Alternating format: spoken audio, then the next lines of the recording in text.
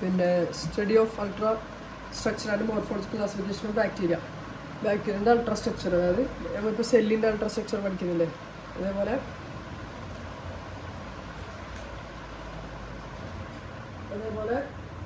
ബാക്ടീരിയൻ്റെ പാർട്സും അതിൻ്റെ ഇതെല്ലാം പഠിക്കുന്നത്. ഫസ്റ്റ് ഇൻട്രൊഡക്ഷനിൽ ബാക്ടീരിയ എന്ത് ചെയ്യുമെന്ന് പറയുന്നുണ്ട്. അതായത് പിന്നെ ബാക്ടീരിയ എന്ത് ചെയ്യുന്ന പറയുന്നത് ഫസ്റ്റ് ഓർഗാനിസം, എർത്തിൽ അപ്പിയർ ഫസ്റ്റ് ഓർഗാനിസമാണ്. പിന്നെ പല എൻവയോൺമെൻറ്റ് ഉണ്ടാകുന്നുണ്ട്. സോയിൽ ജീവിക്കാൻ പറ്റും, ഓഷ്യനിൽ മനുഷ്യ ശരീരത്തിൽ ജീവിക്കാൻ പറ്റും. പിന്നെ റിലേഷൻ ബാക്ടീരിയ, മനുഷ്യനും ബാക്ടീരിയയും തമ്മിലുള്ള റിലേഷൻ എന്ന് പറഞ്ഞാൽ ഭയങ്കര കോംപ്ലക്സ് ആണ്.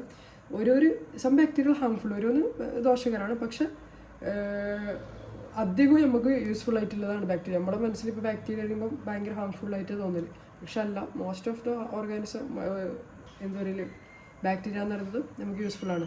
പിന്നെ ഒരുപാട് സ്ഥലത്ത് നമുക്ക് ഹെൽപ്പ് ആകുന്നുണ്ട്. പ്ലാന്റ്സിനായാലും ആനിമൽസിനായാലും ഇൻഡസ്ട്രിയൽ നമ്മൾ ഉണ്ടാക്കുന്ന മെഡിസിൻ ആയാലും ഒരുപാട് ഘട്ടത്തിൽ നമ്മൾ എന്ത് ഉപയോഗിക്കുന്നുണ്ട്, ബാക്ടീരിയ ഉപയോഗിക്കുന്നത്. അതുകൊണ്ട് തന്നെ ബാക്ടീരിയ എന്ന് പറയുന്നത് നമുക്ക് ഭയങ്കര ഹെൽപ്ഫുള്ളായൊരു സംഭവമാണ്.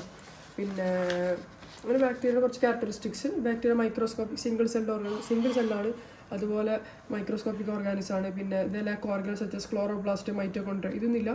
And they do not have the true nucleus, എന്താ പറയുക, ശരിയായൊരു ന്യൂക്ലിയസും ട്രൂ ന്യൂക്ലിയസ് എന്ന സംഭവം എനിക്കില്ല. Bacteria also have a cell membrane and cell wall. ബാക്ടീരിയക്ക് എന്തുണ്ട്, ഒരു സെൽ മെംബ്രെയിനും സെൽ വാളുണ്ട് ബാക്ടീരിയക്ക്. പിന്നെ സെൽ മെംബ്രെയിനും cell wall are refer to as the cell envelope. ഈ സെൽ മെംബ്രെയിനും സെൽ വാളിന് പറയുന്ന പേരാണ് എന്ത് ചെയ്യുക, സെൽ എൻവലോപ്പ് എന്നാണ് പറയുന്നത്. സെൽ എൻവലോപ്പ് എന്ന് പറഞ്ഞ സംഭവം എന്താണ്, സെൽ മെംബ്രെയിനും സെൽ വാളും എന്നുള്ളത്.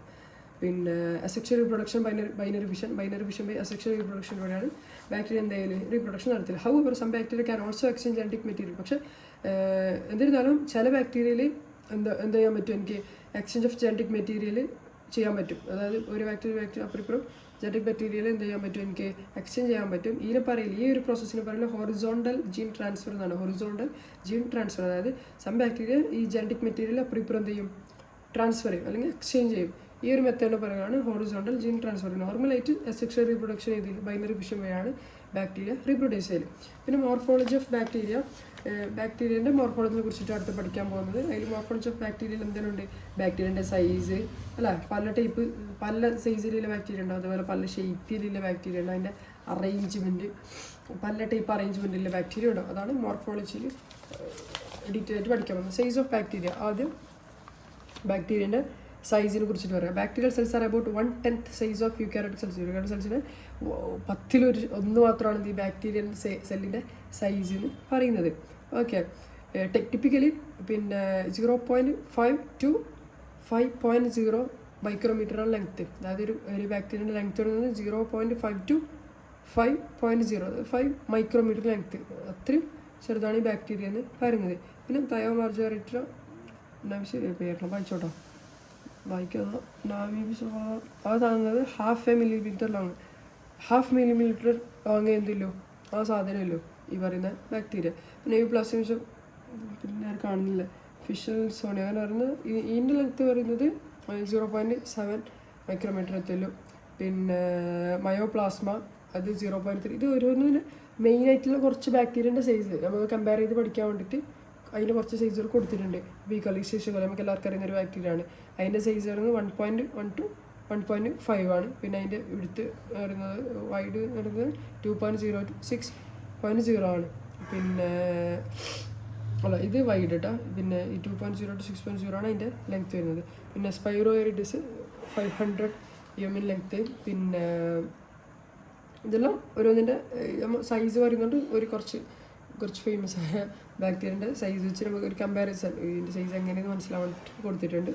പിന്നെ ഷേപ്സ് ഓഫ് ബാക്ടീരിയ, സൈസിനെ കുറിച്ചിട്ട് പറഞ്ഞിട്ട് അടുത്ത് വരുന്നത് ഷേപ്സിനെ കുറിച്ചിട്ട്. പല ഷേപ്പിലുള്ള ബാക്ടീരിയ അവൈലബിൾ ആണ്. ഇപ്പോൾ കൊക്കസ് എന്ന് പറയുന്നത്, അതായത് ചെയിന്, ഇപ്പം എന്താ പറയുക, കോക്കസ് ഈ ഒരു ഷേപ്പിലാണ് നമ്മൾ കൊക്കസ് എന്ന് പറയുന്നത്. കാണുന്നുണ്ടോ? ഓക്കെ, ഈ ഒരു ഷേപ്പിലാണ് കൊക്കസ് ബാക്ടീരിയ പറയുന്നത്, ഈ ഷേപ്പിനെ.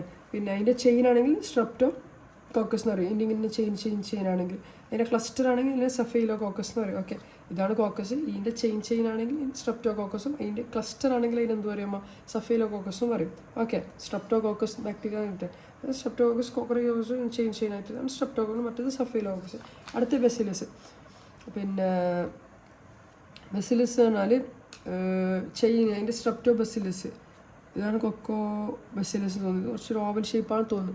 ഓവൽ ഷേപ്പ് കാണുന്നുണ്ടോ? ഓവൽ ഷേപ്പ്, പിന്നെ ഓവൽ ഷേപ്പ് കൊക്കോ ബസിലസ്, പിന്നെ ബസില ഷേപ്പ്. അതിൻ്റെ ചെയിനാണെങ്കിൽ എന്ത് പറയും? സ്ട്രെപ്റ്റോ ബസിലസ്. നേരത്തെ പറഞ്ഞ പോലെ ചെയിൻ ചെയ്യുമ്പോൾ സ്ട്രെപ്റ്റോ കോക്കസിന് ചെയിൻ ചെയ്യുമ്പോൾ സ്ട്രെപ്റ്റോ കോക്കസ്, അപ്പോൾ ബസിലസിന് ചെയിൻ ചെയ്യുമ്പോൾ സ്ട്രെപ്റ്റോ ബസിലസ്. പിന്നെ ബസിലസ് എന്ന് പറയാം. പിന്നെ കൊക്കോ ബസിലസ്, അതാണ് ഇതിവിടെ കൊക്കോ ബസിലസും ചേർന്നതായിരിക്കണം. കൊക്കോ ബസിലസ് ഒരു ഓവൽ ഷേപ്പിലത്. ഓക്കെ. പിന്നെ വിബ്രിയോ എന്ന് പറഞ്ഞാൽ ഒരു കർവ് ഷേപ്പിൽ, ഇങ്ങനെ ഒരു കായൽ ഷേപ്പിലുള്ള ബാക്ടീരിയയാണ് വിബ്രിയോ എന്ന് പറയുന്നത്. പിന്നെ സ്പിരില്ലും ഇതാണ് സ്പിരില്ലും ഉണ്ടായിരുന്ന ഒരു പാമ്പ് പോലെ. പിന്നെ സ്പൈറോക്കേറ്റ് സ്ക്വയർ ചിലപ്പോൾ സ്ക്വയർ ആയിരിക്കും, ചിലപ്പോൾ സ്റ്റാർ ആയിരിക്കും. സ്പൈറോക്കേറ്റിൻ്റെ സ്ട്രക്ചർ ഇതാണ് കേട്ടോ. ഒരു ഹെലിക്കൽ സ്ട്രക്ചർ എന്ന് പറയുന്ന പോലെ കാണുന്നു ഈ പ്രിൻറ്റിൽ. ഓക്കെ. ഇവിടെ ഓരോന്നിൻ്റെ ഷേപ്പിൻ്റെ പഠിക്കാതെ ഇങ്ങനെ കൊക്കസ് വിബ്രിയോ ഇതിൽ വെക്കാം ചോദിച്ചാൽ. ഇതെല്ലാം ഇൻട്രഡക്ഷൻ കാര്യങ്ങളാണ് ഇതെല്ലാം. ഓക്കെ. പിന്നെ അറേഞ്ച്മെൻറ്റ് ഇതാ ഷേപ്പും നമ്മളിപ്പോൾ അവിടെ ഡിസ്കസ് ചെയ്ത ഷേപ്പല്ലോ അല്ലേ? നമ്മളിപ്പോൾ അവിടെ ഷേപ്പ് ഡിസ്കസ് ചെയ്തിട്ടുണ്ടല്ലോ. അതിനെക്കുറിച്ച് അതിൻ്റെ ഇതിൽ വരുന്നത് തന്നെ ഇത് അറേഞ്ച്മെൻറ്റ് പല ടൈപ്പിൽ അറേഞ്ച് ചെയ്തിട്ടുണ്ടോ ബാക്ടീരിയ, അതിനെ ഡിപ്പെൻഡ് ചെയ്തിട്ട്. പിന്നെ വരുന്നത് arrangement on the basis of presence of ഫ്ലജല്ലൻ്റെ മറ്റേ ബേസിസിൽ നമുക്ക് ബാക്ടീരിയനെ എന്ത് ചെയ്യാം? ക്ലാസിഫൈ ചെയ്യാം. ഒന്ന് അട്രിക്പസ് ഇതിൻ്റെ പ്രൊണൗൺസിയേഷൻ ചിലപ്പോൾ തെറ്റുണ്ടാകും, ഞാൻ പറയുന്നതല്ല, ഇങ്ങനെ നോക്കിയിട്ട് വായിക്കുന്നതൊക്കെ അറിയുന്ന പോലെ. അട്രിക്പസ് ആബ്സെൻസ് ഓഫ് ഫ്ലജല്ല, അതായത് ഫ്ലജല്ല ഇല്ലാത്ത ബാക്ടീരിയ. ഓക്കെ. ഫ്ലജല്ല പറഞ്ഞാൽ ഈ ടൈലിലേക്ക് സാധനം മോട്ടിലിറ്റിക്ക് ഹെൽപ്പ് ആക്കുന്ന സാധനമാണ് ഫ്ലജല്ല. നമ്മൾ അപ്പോൾ പഠിക്കുന്നുണ്ട് മോർഫോളജിയിൽ പഠിക്കുന്നുണ്ട്. ഇതാണ് ഫ്ലജല്ല, മോട്ടിലിറ്റിക്ക് ഹെൽപ്പ് ആക്കുന്ന ഒരു ടൈൽ പോലൊരു സാധനം. അപ്പം അതിൻ്റെ ആബ്സെൻസ് അതില്ലെങ്കിൽ അട്രിക്പസ് എന്നാണ് പറയല്ലേ, അതായത് ഫ്ലജല്ല ഇല്ലാത്ത ബാക്ടീരിയ, അതാണ് ഈ ടൈപ്പ്. ഓക്കെ. അടുത്ത ടൈപ്പ് എന്ന് പറയുന്നത് മോണോട്രൈക്കസ്. അതിലുണ്ട് മോണോ പറയുമ്പോൾ 1, അതായത് ഒരു ഫ്ലജല്ല ഉണ്ടാവും. മോണോട്രൈക്കസ് കണ്ട, അതിന് ഒരു ഫ്ലജല്ല ഉണ്ട് കണ്ട. ഇതാണ് അട്രിക്കസ്. എന്തില്ല ഈ ബാക്ടീരിയക്ക് എന്തില്ല? ഫ്ലജല്ല, നമ്മൾ ഫസ്റ്റ് പറഞ്ഞത്. പിന്നെ മോണോട്രൈക്കസ് ഒന്നുണ്ടാവും. പിന്നെ ലോഫോട്രൈക്കസ് ടഫ് അറ്റ് 1 എൻഡ്. ലോഫോട്രൈക്കസ് പറയുന്നത് ടഫ് അറ്റ് 1 എൻഡ്. ഇതിവിടെ ഒരു എൻഡിൽ, അതായത് ഒരു ബാക്ടീരിയൻ്റെ ഒരു എൻഡിൽ വന്ന് ടഫായിട്ടുണ്ടാവും കാണാം. കുറേ എണ്ണം ഉണ്ട്, 3 എണ്ണം ഉണ്ട്, കാണുന്നുണ്ടോ? അതെ, 3 എണ്ണം ഉണ്ട്. അതിനാണ് അതായത് ഒരു സൈഡ് മാത്രം ഇങ്ങനെ ടഫായിട്ടുണ്ടാവും. അടുത്ത ആംഫിട്രൈക്കസ് ബോത്ത് എൻഡ്, 2 എൻഡിലുണ്ടാവും, അപ്പുറമുണ്ടോ ഇപ്പുറമുണ്ടോ കണ്ടോ. ആംഫിട്രൈക്കസ് ബോത്ത് എൻഡിലുണ്ടാവും. പിന്നെ പെരിട്രൈക്കസ് ഓൾ അറൗണ്ട് ബാക്ടീരിയൻ്റെ ചുറ്റും ഫ്ലജലുണ്ട്. അത് മോട്ടിലേക്ക് ഭയങ്കര ഹെൽപ്ഫുൾ ആയിരിക്കും, മൊത്തം ഫ്ലജലുണ്ട്. ഇതാണ് പെരിട്രൈക്കസ്. ഓക്കെ. അട്രിക്കസ് ആബ്സെൻസ് മോണോ 1, ലോഫോ ഒരു എൻഡിൽ ടഫായിട്ടുള്ളത്. പിന്നെ ആംഫിട്രൈക്കസ് പറഞ്ഞാൽ 2 സൈഡും ഉള്ളത്. പെരിട്രൈക്കസ് പറഞ്ഞാൽ ബാക്ടീരിയൻ്റെ ചുറ്റും ഒന്നുണ്ടാവും, ഫ്ലജലുണ്ടാവും. ഓക്കെ.